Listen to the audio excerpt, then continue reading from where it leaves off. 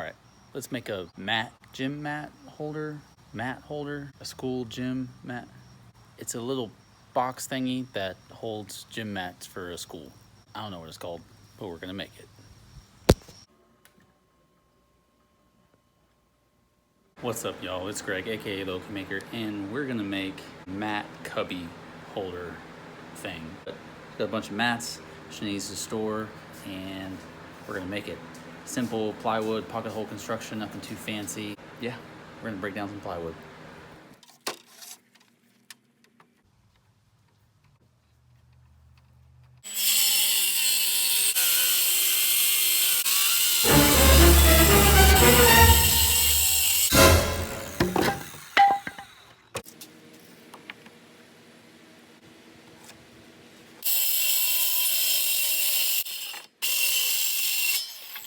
All right, so as you all saw, ripping the plywood down, my table saw is not very big and I'm by myself, so I don't like ripping large sheets down, so I break it up out here. But the Craig, I think this is the Craig Rip Cut, and not sponsored, but if y'all like, comment, and subscribe, maybe one day we'll be sponsored by Craig, because this is a great product and this makes it easier for the smaller projects. All right, so after breaking down the plywood, we're going to take it over to the table saw, fine tune it. I'd only rough cut them with the circular saw and the rip cut from Craig, because just break it down a little bit smaller, make it easier to use on the table saw, because it's gonna be a cleaner cut, more accurate cut. I'm gonna get the table saw out and clean it off first, but we're gonna get it done.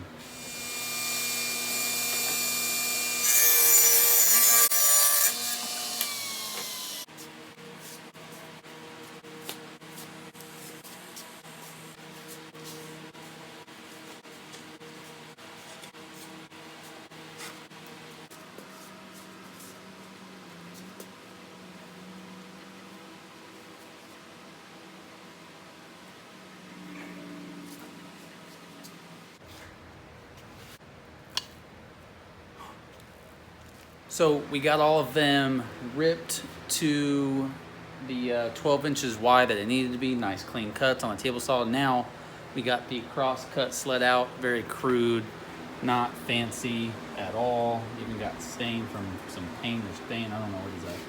But not fancy cross cut sled, because you don't need a fancy one. Maybe one day I'll get one, but that's what I got now. And we're gonna cross cut all these to size. Then we're gonna drill some pocket holes, get going on this. So this is funny. This has to be cut to, the top and bottom pieces are cut to about 82 1/4, I think. I got it written down somewhere, but so really long piece to cross cut on my cross cut sled. So I gotta keep it as flat as possible when I'm sending it through there. So as you see, what I got is a 20-pound kettlebell. Hopefully this works to keep this flat up against the crosscut sled, so we can get a nice square straight cut on it.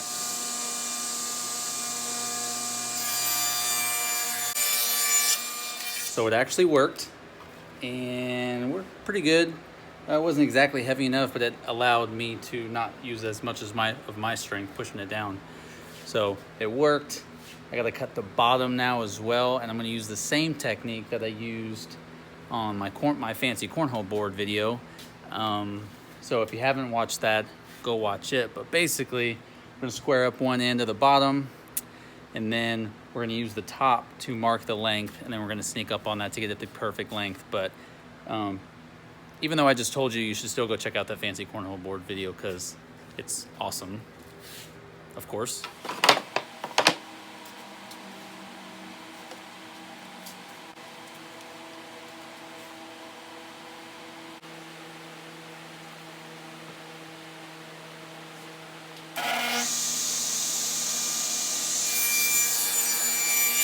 Well, surprisingly, one cut and I'm done. That never happens. Maybe I'm actually getting pretty good at this whole woodworking thing. I don't know. So, got the top and the bottom cut to size. Those are the longer pieces. So that was the most difficult. But we still got all of that to cut to length.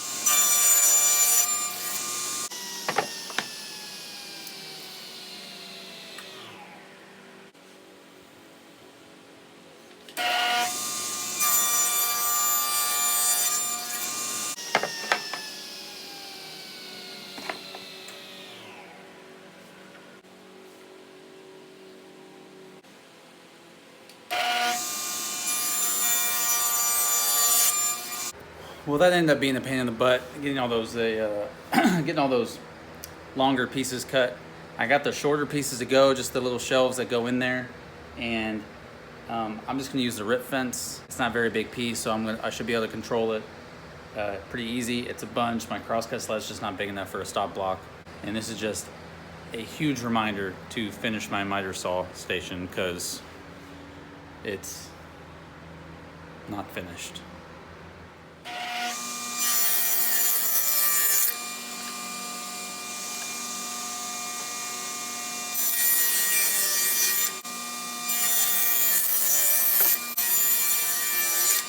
All right, we got all the pieces cut. Everything's the size. And now it's time to start laying out pocket hole locations. I always like to lay out where I'm gonna put them, mark them with just a line, that way I don't get confused. We only need pocket holes in the top piece, the bottom piece, and then all the shelves. So it's a lot of pocket holes, but we're gonna lay them out, drill them out, and man, we're moving right along with this. Hopefully.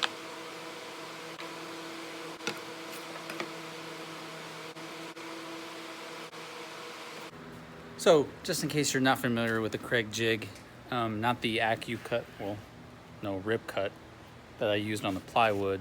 This is the actual Craig jig, pocket hole jig. What people call it, Craig jig, pocket hole jig, whatever. So, you get the bit set up to 3/4 of an inch because that's what our plywood is, and this you're gonna set up to also 3/4 of an inch.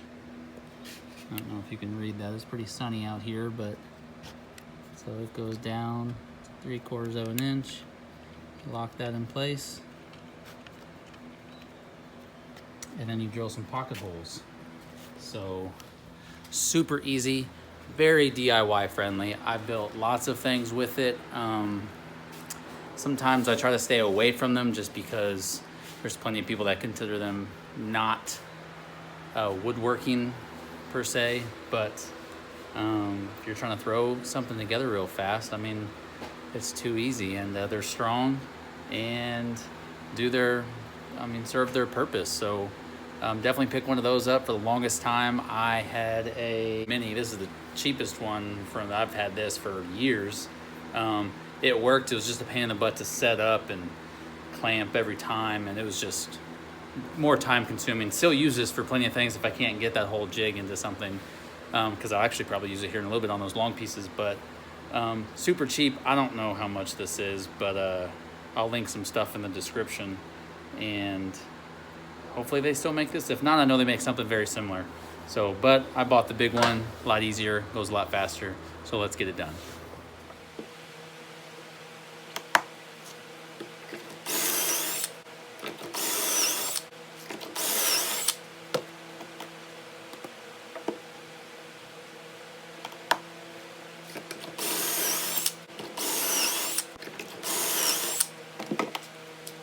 And so on and so forth for all 20 shelves plus the top and the bottom. Almost messed up, and you kind of have to offset your pocket holes if you're gonna have two shelves kind of being at the same place, which these are gonna be that way. So I'll show you what I mean. I drilled these, right, or this one, and if they're in the same spot, so this is gonna go in the middle shelf, and I'll probably be able to explain this a little bit better when I'm starting to assemble the whole thing.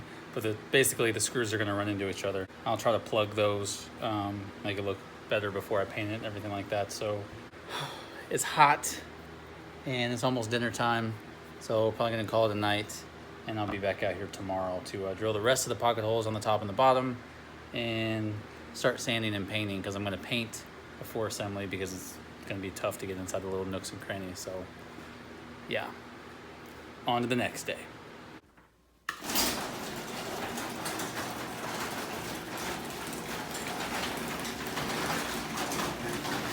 All right, so it's time to fix that mistake with the pocket holes.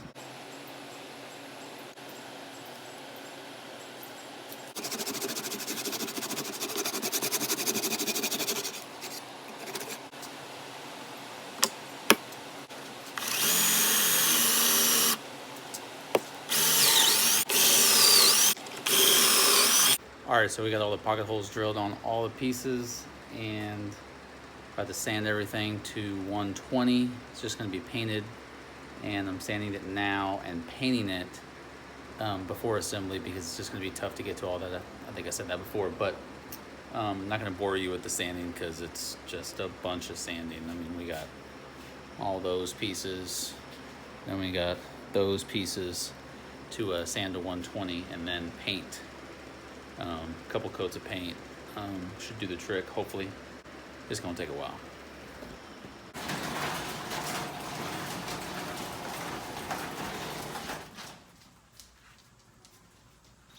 All right, so I gotta do some of this painting. I'm not gonna show you a whole lot of it because it's pretty boring, but basically it's 2 coats, and I sand to 220, third coat, leaves it nice and smooth and gives it good coverage. If it was better plywood, I might be able to get away with just 2 coats, but it's not very good plywood. So I'm gonna get this done. I'll kind of show you a little bit of the process, I guess, just for sake of the video. And so real quick for the paint for this, going to my go-to paint, which is I just get the Behr Premium Plus paint and primer in one from Home Depot. Again, not a sponsor, but the color is Cotton Fluff. I've used it on a lot of stuff, my farmhouse tables, my entry tables, my entertainment centers. It's a nice, soft white. It's not bright or anything like that, and I like getting it in a satin finish. So I don't have any of the roller bin things that you put the paint in. I don't know, whatever those are called. So I've just been dipping the foam brush into there. Not the most ideal thing, and I don't know if you could see in that video, but yeah, I'm definitely in sandals, basketball shorts, and a t-shirt because all I'm doing is painting. While I'm painting, I can't do anything else in the shop, so that's what we're getting done.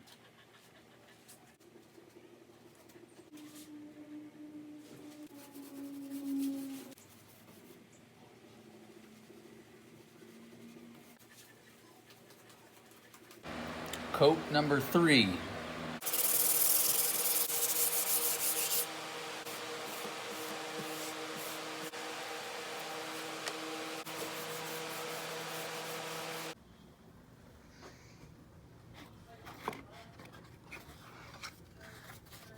So all the painting's done, pocket holes are drilled, painting's done. Now it's time to assemble it. And after that, we're gonna have to make a top and some trim and stuff like that. But we're gonna see if we can't get this thing assembled.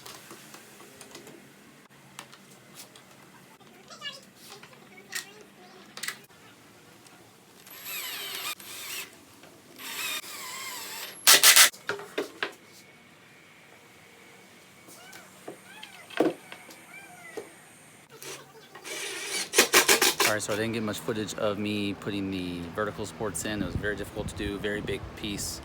And I'm by myself, so it was very difficult to do, but I got it done, and we're about to install the shelves. You notice I left the one of the top or bottom off just because so I can get the drill down in there to do the pocket holes in there. What I did was cut 2 6-inch pretty much spacers, rest the shelves on top of that because we're gonna drive some pocket holes in there and hopefully be done with this here pretty soon.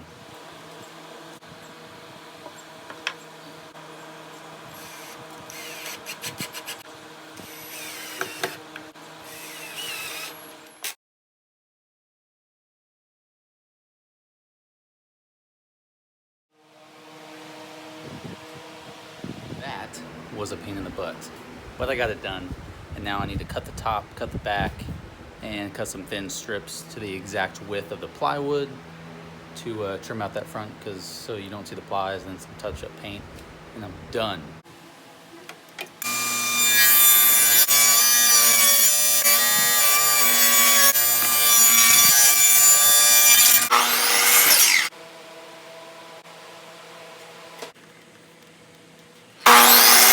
So on and so on until you get all the pieces cut. Well, not all of them. I usually cut some, put it down, that way everything can be cut to size and fit nice and snug.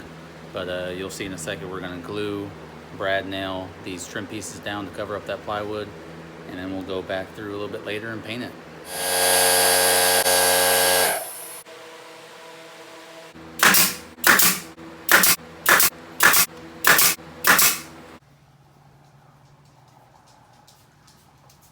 right, so pretty sure I forgot to video cutting the top, the rest of the trim, and the rest of the painting, but just some more sanding and painting, which is so bad, so boring. Don't like it, but it's done. Stop pushing so fast.